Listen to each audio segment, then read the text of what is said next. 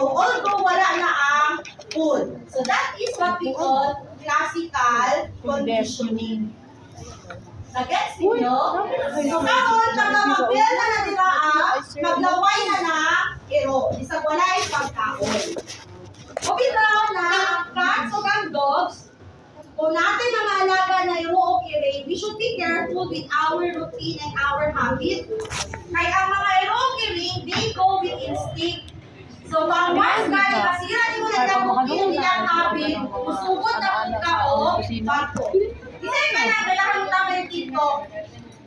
Tapos nga sa TikTok, daghan ka ng tips, kung saan gani mo, pagparula yung iro, o pagpa-appear sa yung iro, that is actually ng classical conditioning. Ang ilang gibuhat, ay treats, no? 9 treats.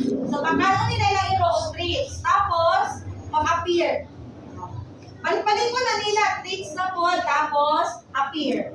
Kaya nila na kung i-reverse, mag-appear sa ang hero bago ang treats. So, sa sunod, na mo anak kasi mong kamot, kasi mo sa hero, ma-appear na siya, bisag wala pa ang treats. So, that is classical conditioning.